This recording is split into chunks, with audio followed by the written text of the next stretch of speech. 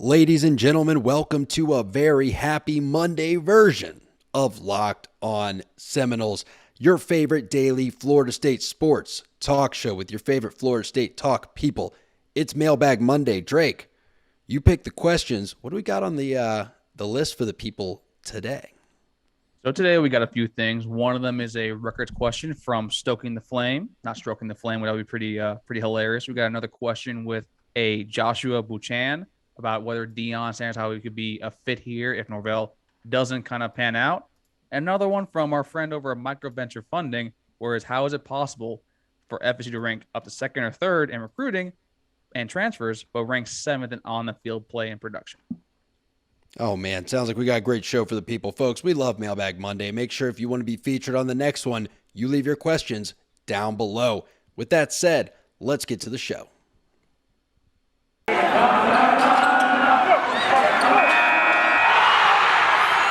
You are Locked On Seminoles, your daily podcast on the Florida State Seminoles, part of the Locked On Podcast Network. Your team every day.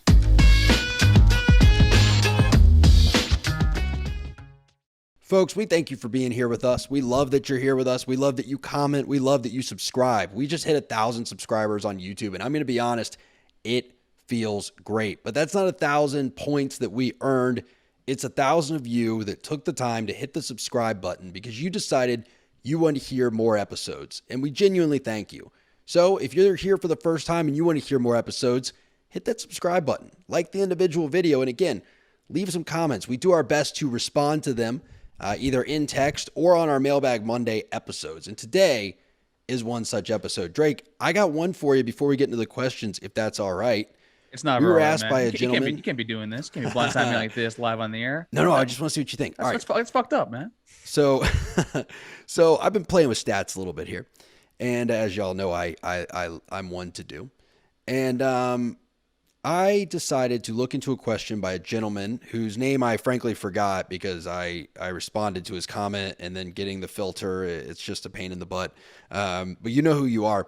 And he had tried to defend Mike Norvell with the argument that, well, Mike inherited a mess compared to Baylor, Michigan State, and Ole Miss, which were the three coaches Dave and I compared him to, also second-year coaches. I was like, look, frankly, that's just not the case. I saw that comment. Yeah, you saw that comment. Then what he asked was, well, have our players that were highly rated recruits not been panning out? I thought, well, that's interesting. I don't know how to measure that. So I went to the drawing board, and I have a pretty interesting stat. Last year, if you look at our stats, our total tackles, how many would you guess, what percentage of our total tackles last year do you think came from non-Mike Norvell recruited players? Probably about 70 to 80%. I asked that question poorly. It's not that high. I'm sorry, came from non-Florida State recruited players, meaning walk-ons or transfer portal. Oh. So never recruited to Florida or never signed with Florida State. Oh, okay. Probably maybe 35? Yeah, it was 40% last year were kids that never signed a national letter of intent for Florida State University. And you know what gets even crazier when you want to talk about development of talent? If you add 3 stars to that, so whether they were a 3-star recruit or started their collegiate career somewhere else, that represents 62.69, that's right, nice % of our tackles last year. The percent of our total yards, and guys, this is not including Jordan Travis, who was a transfer from Louisville. If you look at the sum of our total yards last year, so this is from all of the skill positions, 60.88% of our yards came from transfers last year. You add in 3-star recruits, 77% of our total yards on offense came from transfers or 3-star recruits that originally signed with Florida State. That's not counting Jordan Travis. If I add Jordan Travis's name into this data set here, because again, he himself was a transfer, even though we kind of forget because he wasn't a highly touted transfer, 72% of our yards were from transfers and 85% of our yards were from transfers or 3-star recruits. Dude, that's pretty nuts. Like that, I'm not going to say that my man was right and, whatever, because some of it is Norvell not developing the talent over 3 years, but like That is an absurd hit rate on 4-star recruits and 5-star recruits. I mean, that's also what happens That's when nuts. you kind of flush out the roster too with some of the kids. I mean, he has, I guess, motion towards the transfer portal. Like, I think probably should not have gone that way. I think DJ Matthews was like a prime example of that, someone that probably would have been productive here as well. And Agreed. we also remember too that Willie couldn't probably, I guess, flush the roster if he could because of the APR situation. People tend to forget that once COVID took place, the NCAA basically suspended what APR meant. And whenever a kid transfers out, your APR goes down. So now Norvell actually had the opportunity to basically mold the roster with what he saw fit and actually probably, actually attack the transfer portal hard, both with, kids leaving and also kids coming into, which kind of helped them out with that regard. Yeah, I guess that's all true. And for me, it's more just the point of like, in the 4 years that I looked at, because I looked at every recruiting class, 2017 to 2020, or 2021, I'm sorry. Like, we've brought in a lot of 4-stars. And the fact that they've had such a little impact on our roster is the fact that that little of our offensive production is coming from 4 and 5 stars. Whereas if you did that for Alabama, probably 80% of their offensive production comes from 4 and 5 stars. So a little nuts, but let's get to the first question, man. Hit us with the question. So the first question for today is from Stoking the Flame. Would you rather go 6-6, but the wins are blowouts, and the 6 losses are within a score and secure a top 10 recruiting class, and Norvell comes back for year 4, not on the hot seat? So basically, he has job security for probably that year and the following year. Or win 5 or less games, keep Norvell for year 4. However, you get your top pick for head coach, not named Saban, after Cam Norvell after year 4. So the question is, Norvell gets a great recruiting class, but only wins 6 games. So we definitely have him for next year. Or sorry, for next year and the following year. So we have like, if you're not on the hot seat, you're basically going to have him for Right. that year and probably the following year after that. And even a third year. There are a lot of ways to attack this question. This is a great question. Because what I could say is, well, if Mike gets this great recruiting class, do I think he's going to develop them well over the next 2 years? I'm going to attack the premise of the question first. I don't think 6-6 and getting a top 10 recruiting class saves him for 2 years because of what I just mentioned. Like, Willie got you a top 10 recruiting class his first year, and that didn't save him. Recruiting classes only save you if they produce on the field, right? So, I don't know. Now, the answer to this question, though, assuming that that's not the way it goes, I would rather have the top recruiting class, and here's why. I look at it from a money perspective, and money will never be worth more than it is right now. So I'd rather get great recruits now and just hope that we can get, like, if Mike isn't the guy, because let's say he wins 6 games, and I don't think this, by the way, I'm just playing out this scenario. You think, okay, maybe we get an Al Golden situation where we finally have enough talent on the roster that they can go win 7 or 8 games without Mike, and then we can also get a top 10 recruiting class. And at a certain point, guys, you don't have to be that great of a coach to win football games with 2 consecutive top 10 classes. Like, if he keeps bringing in the transfers too, then I think that Mike Norvell with a top 10 class and then another top 10 class in 24 probably wins you 9 or 10 games just because, again, that's like, what's his name, Billy Napier at Louisiana. You just would have better players than 90% of the teams you play at that point. I responded to this actually when this comment first dropped. I am in favor more of the latter because I do understand where if we do win those 6 games and we do get a top 10 recruiting class. To me, I don't see Mike Norvell as of right now as a top 10 class recruiter, primarily because he does have an issue with closing. We've seen it for the past few seasons actually over here.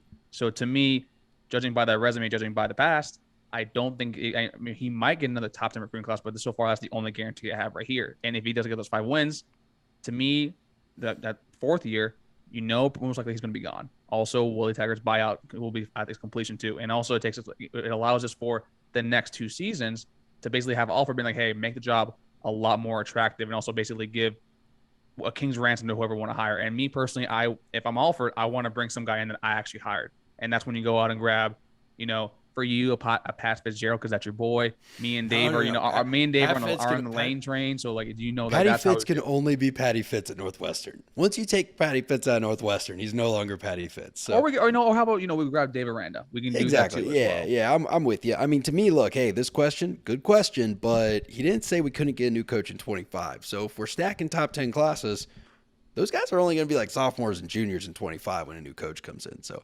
I think it's a fair answer, though. Hey, before we get to our next one real quick, folks, I want to tell you about our people that make this possible at Built.com. Y'all hear me talk about Built.com. You know about Built.com. It's Built Bars. It's Built Puffs. It is everything you need to trick yourself into thinking that you're eating candy when you're really crushing some protein. 17 grams of protein in their bars, 5 grams of sugar, 5 grams of net carbs. Guys, it's an easy decision. Pre-workout, post-workout, no workout, during workout, literally any time that you want to make sure you're getting protein in your system, you should hit a Built Bar. So go to Built.com and use promo code LOCKED15, LOCKED15, to get yourself 15% off. That's Built.com, promo code LOCKED15. Let me re-up on the water real quick. Hold on. All right, man, let's keep rocking and rolling. We are at Mailbag Monday here at Locked On Seminoles. Folks, we love you. Thank you for being here. Subscribe, like, all that good stuff. Drizzy, what is question number 2/3? Question number 2/3 comes from Joshua Buchan. I hope I pronounced that correctly. Do you think there's a scenario where Deion could be the next head coach at FSU? And if so, how would you feel about that? Personally, I wanted him before Taggart. Oh, God, no. No, there's not. I mean, there just isn't. Is there a scenario where you interview him? Yeah. Is there a scenario where he could be the next head coach? No. But I will say, I don't know if I would say no. In fact, I know I wouldn't say no to the scenario where he could be a head coach one day. I think Florida State would I think he's got to go get Power 5 or at least FBS experience before he coaches at Florida State, but I don't think he's a never going to happen on the list. I just don't know if Florida State would take the risk on anyone, right? This isn't even really Deion specific, jumping from FCS straight to Florida State. I mean, look, we've tried 2 group of 5 guys back to back. I know Willie did 1 year at Oregon. Guys, it takes a year at a new job to figure out where the bathrooms are. Okay, like he was a group of 5 guy. So you don't try that twice and then go with someone FCS. I know his name's Deion Sanders, but I don't see that. Me personally, I would like to see him actually probably be interviewed, but I don't think the powers that let be would actually have them as the head coach for a while. Because one, you pointed to the group of 5 experience, and to me, I don't think that's as much of a knock actually on him, primarily because you see right now with Dabo, what he was a wide receivers coach and then got promoted, like quickly to become that. If you surround Deion with, top caliber, probably assistants, which knowing Deion, he's very well connected. He can definitely do that. That can probably work out really well. But I think it's more that I think the Travis Hunter situation left a really, really bad taste in a lot of people's mouths that you probably make those main decisions. And, going out, basically all the media that's been afterwards, like how he's been responding, like basically like saying, like, I know you're my old school, but, you're only mad because I just took a player coming out. It doesn't matter if my name was Deion. Well, that probably rubbed a lot of people the damn wrong way. And I think there's a multitude of reasons also you probably would never see him be the head coach here. If you wanted to do, Drake, what Florida's doing, like if we tried a Mullen and then you wanted to try a Deion, it's like, okay, they could both fail, but it would be for different reasons. But you can't fail for the same reason 3 times in a row. Like, anyway, we beat that to death. We can go to the next question. All right. The next question comes from Micro Venture Funding, friend of the show. What's up, my guy? How is it possible for FSU to rank 2nd and 3rd in recruiting and transfers, but rank 7th in on-the-field production? Sorry, 2nd and 3rd in ACC recruiting. He corrected himself in the comment below. So I saw when he said that about 7th in the 8th. He said rankings came out. Did he clarify what he was talking about? Was he talking about? He's talking about ACC recruiting. No, but what do we rank 7th in? Is it It says 7th in on the field play. So basically, just overall, like I guess, just offensive and defensive production as a team. So 7th in the ACC. I think is how I'm interpreting the question. Yeah, I mean, look, it's a litany of reasons. I mean, I don't really know how you cut it. I mean, I can cut this pretty much with my new fun tool I pulled together. I mean, I can cut it just about any way I want, right? And it's like, what do you in, right? So it's like we're near the bottom of the ACC in several things, right? Offensive success rate, were ahead of Syracuse and Clemson last year, and that was it. When you look at offensive power rate, right, or power success, meaning when we have to push people out of the way on the line, how were we? Well, we were only ahead of Miami and Boston College, right? When you look at offensive points per play, right, so points added per play, this is an advanced metric that basically says, did the play advance, add points to your score or not? We actually aren't that bad. We're sitting at 8th. Now, why are we 7th or 8th, which was this question? We haven't been getting talent in the right places. This was the first year. I mean, Drake, correct me if I'm wrong, but this was the first year in a while that we actually brought in a big cadre of offensive linemen. And Tag's first year. Yeah, that's true. And they pretty much all flopped. So, hey, at the time, we needed offensive linemen. No, I'm with you. Okay. I'm just saying, we bringing in, recruiting class rankings are agnostic to positions of need. They just look at how good was your recruiting class. So, last year, if we brought in Travis Hunter, for example, it was going to spike the recruiting class ranking. But it wouldn't have mattered. It doesn't look at, but how bad does FSU need Travis Hunter?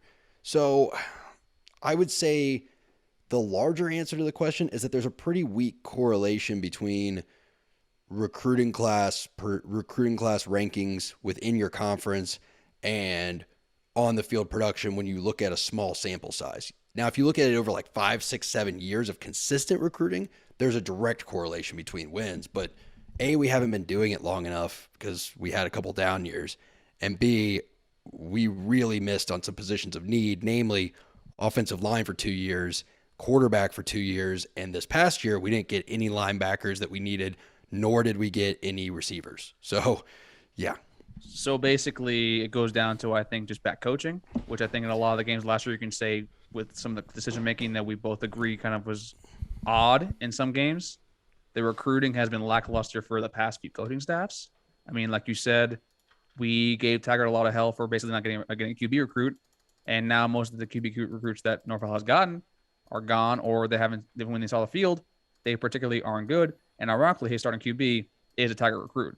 And also you see with Ron Dugans, who didn't get one wide receiver, which is the same thing that happened with him in his first year under Taggart when he was here recruiting. And then you also see the issues with the offensive line where you get a lot of players in. You won't know how good those kids are until maybe a few years down the road. So right now it's the recruiting. For the past few seasons, I know it's been higher ranked, but people also forget that a lot of those rankings were during COVID. So they probably weren't as, as accurate as we're used to doing. But also recruiting is actually also extremely difficult when it comes to ranking. So it's to me, it goes down to roster management, roster construction. And then when it comes to if you watch, you can point to several in certain games where the decision-making overall was just not that great. And the limitations for this team are a lot more abundant and starting to get a little more clear.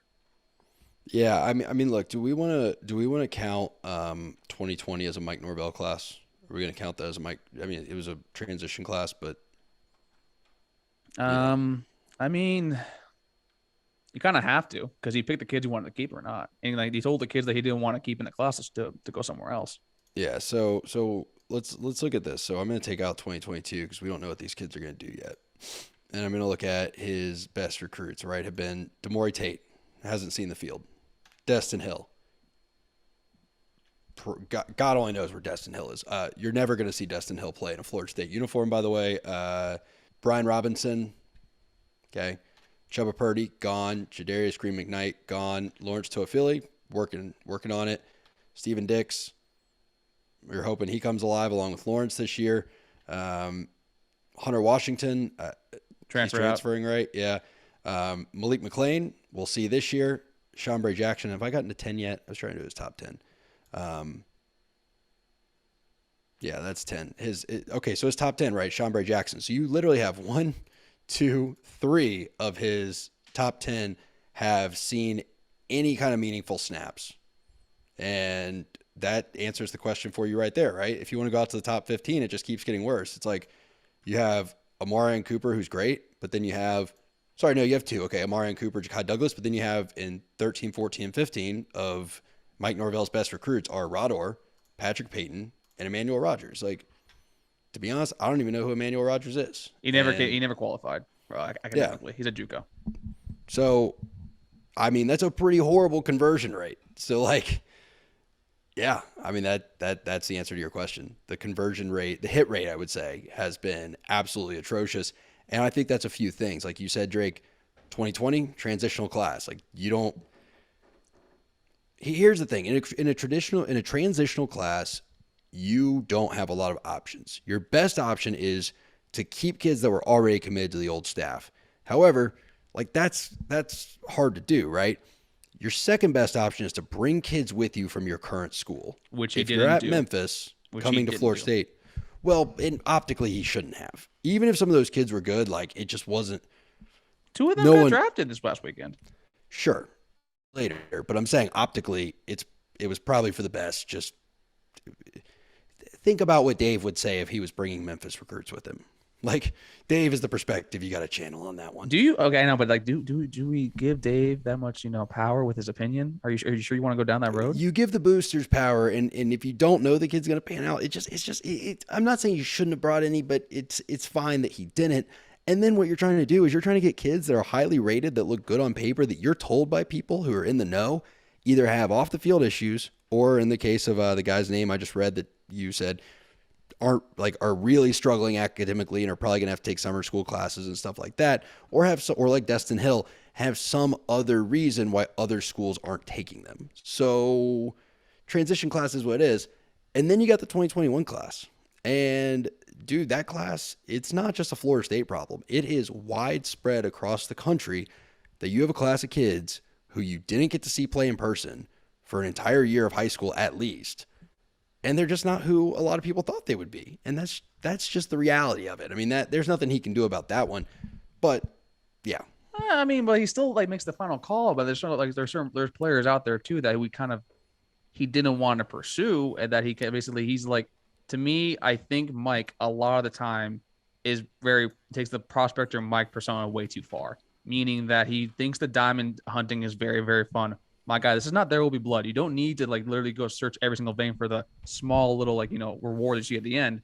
There are some players that wanted to be here that basically for scheme fit or other personal wise you don't have, and also there are players that want to consider us here. But then this goes back to where me and you clashed a little bit, where he didn't have a staff that had basically strong Florida ties at all periods. So that kind of also handed him to as well, because right now the only recruiting. When do we clash on that? I agree. It needs a staff. I mean, sorry, I know you're really putting on your fuck Mike Norvell hat. Like it's really getting strong. Like you literally can't say a good word about the guy these days. Are you just preparing yourself to not get hurt? We here are the only show that actually does criticize him at all period.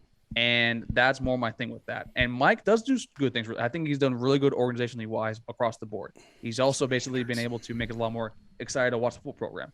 Also, his running backs are always really damn good. And I saw Memphis offense that was all hitting on all damn cylinders. It was really exciting to watch. Am I preparing myself not to get hurt? No. It's just more the fact that when you see certain things, I can't what's the word for? I can't get away from just some of the shit that's going down that no one's talking about whatsoever. So to me, it's I feel like I'm the only one saying this stuff, or you too, and also you too, because I'm not saying you're not super negative. I'm just saying we are the only ones out there that are. I see fluppies out there all the damn time. I was doing so great. Yeah. To me, it's exhausting, man. Yeah, no, Mike's not doing well.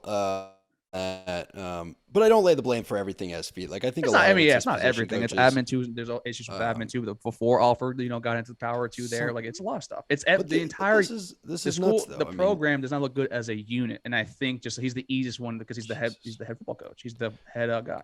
Yeah, so I'm not saying any of that's his fault. Sorry, let me just clarify. The question was, how are we top in the ACC in recruiting, top 3, but we're top 7th or 7th in production? It's because literally of his 18 top recruits since he got here, none of them have done anything meaningful other than Ja'Kai Douglas winning you the Miami game.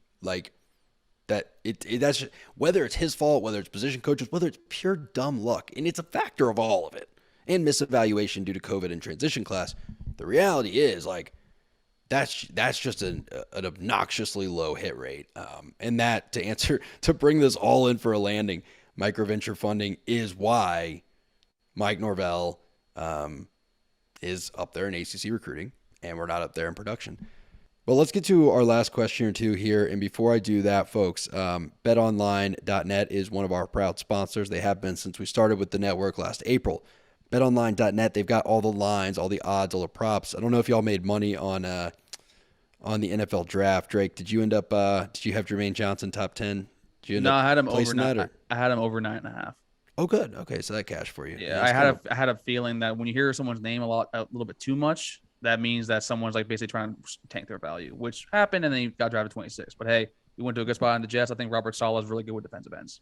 And look, I'm not gonna feel bad for a guy getting first round money. So good for him, man. Proud of him. But BetOnline.net has everything y'all need. BetOnline.net, where the game starts. All right, man. We're getting towards the end of Mailbag Monday, folks. Thanks for rocking and rolling with us on a Monday. We appreciate you, and we know you appreciate it. But make sure that you show us by hitting that subscribe button. Drizzy, what's the last question? So this isn't really a question. It's more kind of a theme that I kind of want to get your opinion on. And from Irv Wallace, he says, honestly, I think Norvell is putting too much stake in Jordan Travis. I really hope this is the last year we have him and Norvell gets his guy. So I kind of do want to ask you, because we can't have Jordan Travis forever. I mean, I think he's entering his 5th season, his 4th season actually here. Forest. So then my question overall is that, do you see a scenario, or what scenario actually would play out, that Jordan Travis is undisputably your starting quarterback for next season? Or do you think that he goes a different route and basically probably tries his hand actually at the NFL draft? No, Jordan Travis is not going to the NFL draft. I don't think. I mean, crazier things have happened, but this year I think proved for the first time, and I was admittedly wrong about this, that the NFL is getting away from the idea where if you're one of the better quarterbacks in your class, you're guaranteed first round money. I think that there is such a plethora of quarterbacks now available in the second, third, and like practice team levels that they're starting to see, hey, maybe we don't need to give guys like Brock Osweiler $85 million contracts. And because of that, there's a trickle down of, hey, just because a guy's the second best quarterback in this class, like a Desmond Ridder, we don't need to draft him at 5th. We can wait until the 3rd round and grab him, and maybe, we'll get some value out of him in Atlanta. That's a long-winded way of saying I don't see a scenario where Jordan Travis goes into the draft, because his passing won't get better enough, in my opinion, to make him a no-brainer draft pick. So then it's like, why wouldn't you stay in college? So then what would happen first? So then you think actually, because I'm in the camp that I wouldn't be surprised if he maybe is asked to like test the waters a little bit. Do you see most, I guess, from what you just said, do you think that he potentially could be, because he did receive his degree this past weekend, shout out to him, congratulations, my guy. Do you think that you'll definitely see him do you think that's more likely to him to test the transfer market because he will be a grad transfer? Or do you think he'll try to, actually do test the NFL waters with that? It just depends. I mean, look, here's the thing, and I don't know if I'm alone on this or if the listeners would agree with me. I really don't care who our quarterback is ever. I care that our quarterback wins us football games. Jordan Travis was used on 44% of your offensive plays last year. He was used on 62% of your pass plays and 28% of your run plays last year. So that shows, that's how his breakdown was. 62% of the time he threw, 28% of the time he ran, I guess. And again, he was only used on 44% of your plays. So we extrapolate all that out. You had the improvement, complete 67% or so of his passes, throws for 2,800 yards, runs for close to 900. Then you're like, oh, okay, he's a super productive QB. And if he wins 8 or 9 games, then yeah, I'd love to have him back. If he doesn't do any of that and he throws for 1,200, he misses 4 games, he runs for another 500 or 600, and it's great, but we only win 6 or 7 games, well, then I want to, you know what I mean? Like, I don't really care. So about say, I get that. So basically, if he does the same thing this year, right, from his previous year, if he keeps exactly the same, basically, because this will be the first year that he deservedly so he should be QB1 heading into the season. I think he's earned that right. He improved enough from last season. If he keeps the same statistics across the board, then you basically think there should be a change at the quarterback position if that's the case. I'm gonna give you what's gonna sound like a bit of a condescending answer, and it's not meant to be that way, but I don't know how else to answer the question. Well, I think it's a fair. Let me brace myself along. Well, I think it's a fair question. I think it's a question that's already been asked all around the fan base. Jordan Travis should be the starting quarterback in 2024 or 2023 if he wins the starting quarterback job in 2023. I don't know exactly what that looks like, but I do think next year it's going to be an open battle, right? You're going to have A.J. Duffy going into his sophomore year, and you're going to have a guy in Chris Parsons, probably an early enrollee, who's going to want to play early on. And I think that you're going to explore the transfer market. You'd be crazy not to, because you at least need a backup at worst. And why not see if you can get a great starter? So I think it's going to, I don't think, short of winning 10 games this year and having just an amazing jump in stats, there's anything he can do to guarantee himself the starting spot.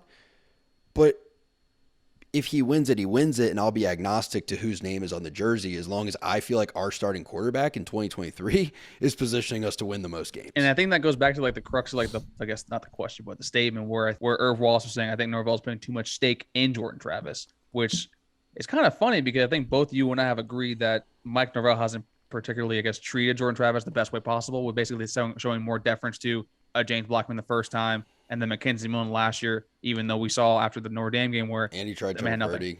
I mean, and he's tried like that would be my response to is it Irv or Hervé? Is it H-E-V-E? No, it's IRV, like Irv. Oh, Irv, the homie Irv. French with him. But no, Irv, like, what do you mean he's putting too much stake in Jordan Travis, right? Like, what other options does he have at this point? I assume you're talking about him not getting a transfer. And which he the does, secret's out, which he does say down here, like, you're right, yeah, Norvell needed to get a QB to push Jordan Travis at this point. It's about wins, not about making sure you don't hurt your guys' feelings, which I get what he's saying, but also in today's world with the transfer world being a lot more powerful than it is, you do have to take into account how bringing someone in is going to affect your entire QB room and also the rest of your team. So can I say something, and you can tell me if you knew this or if you didn't? I won't speak for you. I didn't know Jordan Travis was graduating, and to be honest, that throws a totally different wrinkle in the transfer conversation, because that meant to me, he's graduating, which means it's not, because guys, I know there's the one-time transfer rule, but transferring as a junior in college is pretty damn difficult if you're trying to get a degree. Half of your shit won't transfer. You're going to set yourself back at least a year. So knowing he's graduating, to me, yeah, now you had to find someone that if Jordan said, oh, fine, you want to bring someone in? I'm out. Had to be better than Jordan Travis. Otherwise, you're cutting off your nose to spite your face. Like, that wouldn't have made any sense. But then the ask, Drake, I'm sorry, Irv, I'm not trying to pick on you. It's just we hear this all the time. Who out there is just waiting to transfer to go be a backup to push Jordan Travis? Trust me, if there was someone out there, they would have gotten him. I think that's his point, though. I think you don't ask someone to come in to be a backup. You ask someone to push Jordan, which goes back to what you're saying, where if the kid's graduating, it's very easy to become a grad transfer, and that basically you just run away off into the sunset, which is also difficult too. If they could be a starter, I don't think. Let me just top line this.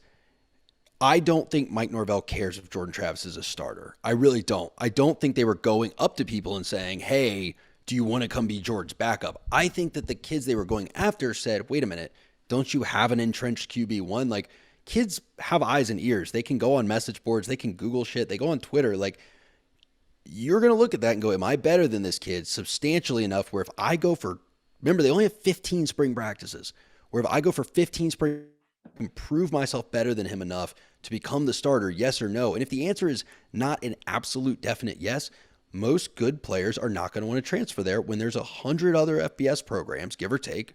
I'd say about 29 or 30 have entrenched starters. So there's 100 other programs where you can go be a guaranteed day one starter. It's not worth the risk to the kid. So again, I don't think Mike Norvell didn't try to get a transfer. I don't think he told them they were going to be a backup. I just think it's kind of the way the cookie crumbled. See, I see, because I heard there are a few kids out there that, in my personal opinion, actually probably would be better than Jordan, that basically were said, no, we're good with our option.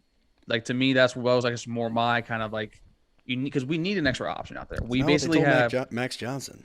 They told him he could start right away if he wanted to, and I have that on good authority. I mean, that, yeah. I mean, Max Johnson. And he said, I'd rather go guarantee myself a starting spot because I don't know for sure if I'm going to win that QB battle, and it's not worth the fight. And also that, I mean, like, if you're picking between Mike Norvell, Florida State, and also Jimbo Fisher, Texas A&M, yeah. I mean, honestly, which way? I was trying to stay away from that argument, so I didn't give you more to. Oh, I know. More punching ammo, but no, it's. I know, but the fact of the matter is more just like it's. I think we're just more worried that we've seen Jordan over the course of his time here never go fully healthy through an entire season. I think it's just more that the fan base is worried that if that happens again, and unfortunately the odds are in the favor of that actually happening, is that we're going to have to rely on the rebirth, the resurgence of Tate Rodemaker, the king of the spring, which a lot of us don't want to be doing that. And like Dave said, we don't want to be rushing AJ Duffy out there, which in my personal opinion, I don't know if it's rushing him out there, but we'll see. But to me, overall, it's just more that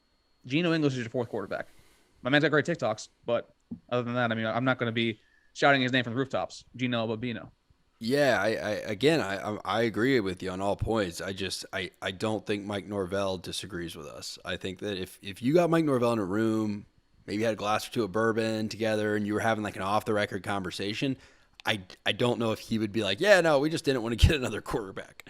I think it was a tough situation. I think the transfer market for QBs, by the way, was not very good, right? You had what's his name from USC that ended up at Pitt. You had two of them. Remember, Jackson Dart went to Ole Miss, which we would never have competed for. Yeah, like right. We're not even going to start with that. That kid was and then you had Caleb, what's his name, Williams, who wasn't going to come to you to begin with, and then you tried your absolute best with Max Johnson. Like that was your best shot at getting a good transfer QB. And I, by the way, don't know if he's better than Jordan Travis in this offense, and you didn't get him. So, which by the way, there was a certain site that also wrote about it being close to a guarantee, and it wasn't. Now that I'm thinking about it, but hey, that's not here nor there. Look, I think it's a fair question, Drake. I think to the premise of like, is he over relying on Jordan Travis? I mean, I don't like what other choice does he have at this point? And for next year, dude, I just want the best quarterback to start. I really could care less what his name is. I just want to win games, man. I think that's what I think that's what this entire conversation for today has boiled down to. Like, it's really funny that now all my sports teams in South Florida actually are performing well. Like the Marlins have won the most games since 2016 in April. That's why the hate's flowing. You don't have because like no, that is exactly where the hate comes from. I used to be like, damn, the Marlins suck. The Panthers are terrible. LeBron left the Heat, and now I was able to go, to the Seminoles and be like, hey, damn, we're really good. Oh, won a championship I was here. And now that the rest of my teams are actually performing well, I'm like, damn.